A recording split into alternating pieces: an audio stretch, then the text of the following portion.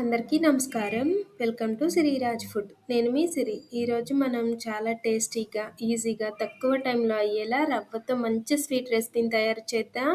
Taste చాలా అంటే చాలా బాగుంది. చిన్న పిల్లల నుంచి పెద్దవాళ్ళ వరకు భలే ఇష్టంగా తింటారు. ఈ వీడియో మీకు నచ్చితే తప్పకుండా like, share and subscribe friends. ఈ రెసిపీ కోసం ముందుగా ఒక మిక్సీ జార్ తీసుకొని అందులో ఒక కప్పు ఉప్మా రవ్వ వేసి ఒక్కసారి మిక్సీ పట్టుకోవాలి. రవ్వ లావుగా ఉంది అంటేనే మిక్సీ పట్టాలి, సన్నగా ఉంటే మిక్సీ పట్టాల్సిన అవసరం ఉండదు. రవ్వ అనేది ఇలా అయిన తర్వాత ఒక గిన్నెలోకి తీసుకొని పక్కన పెట్టేద్దాం. మళ్ళీ అదే మిక్సీ జార్లో ఏ కప్పుతో అయితే రవ్వ తీసుకున్నామో అదే కప్పుతో 3/4 కప్పు పంచదార తీసుకొని పంచదారను కూడా మెత్తగా మిక్సీ పట్టుకొని అదే గిన్నెలో పోసేద్దాం.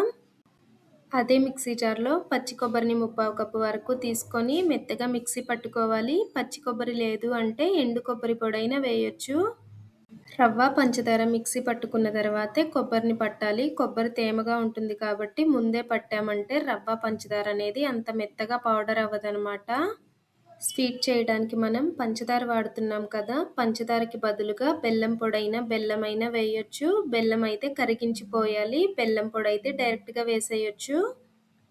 ఈ పొడైతే మంచిగా కలిసిపోయింది కదా, దీన్ని పక్కన పెట్టేసి గ్యాస్ మీద కళాయి పెట్టుకొని 1 కప్పు రవ్వకి 2 కప్పుల చిక్కటి పాలు పోసుకొని 1 స్పూన్ నెయ్యి వేసి పాలని ఒక పొంగు వచ్చే వరకు మరిగించుకోవాలి.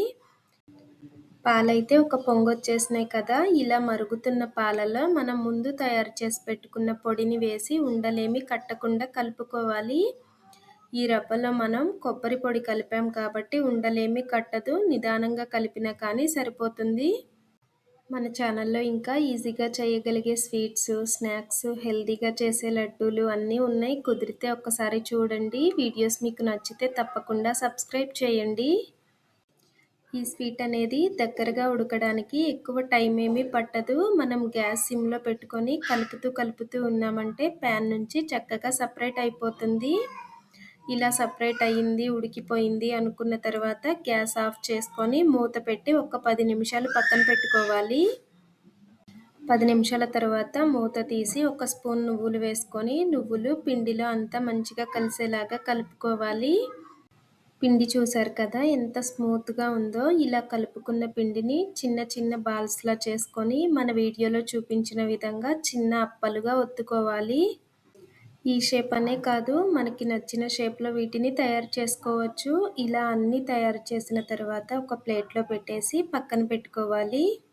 ఎప్పుడు మనం అరిసెలు, కొబ్బరి బూరెలు పాకం పట్టి చేస్తూ ఉంటాం కదా, ఇలా పాకంతో పని లేకుండా 1 కప్పు రవ్వతో కొత్తగా చేసి చూడండి. టేస్ట్ అయితే చాలా అంటే చాలా బాగుంది. ఇలా అన్నీ తయారు చేసి పక్కన పెట్టేసి గ్యాస్ మీద కళాయి పెట్టుకొని 2-3 ఇంచుల సుమారు నూనె పోసి నూనె లైట్గా హీట్ అయిన తర్వాత వీటిని ఒక్కొక్కటిగా వేయాలి. ఈ అప్పలు వేసిన తర్వాత 1 నిమిషం పాటు కదపకూడదనమాట. కొంచెం గట్టి పడిన తర్వాత రెండో వైపు తిప్పేసి 2 వైపులా మంచిగా బంగారు కలర్ వచ్చే వరకు వేయించుకోవాలి. ఇప్పుడు ఇవైతే 2 వైపులా మంచిగా వేగిపోయినాయి కదా, వీటిని ఒక్కొక్కటిగా తీసుకొని అరిసెల్ని ఎలా అయితే ఒత్తుతామో అలానే ఒత్తామంటే ఎక్స్ట్రా ఏమైనా నూనె ఉంటే బయటకు వచ్చేస్తుంది.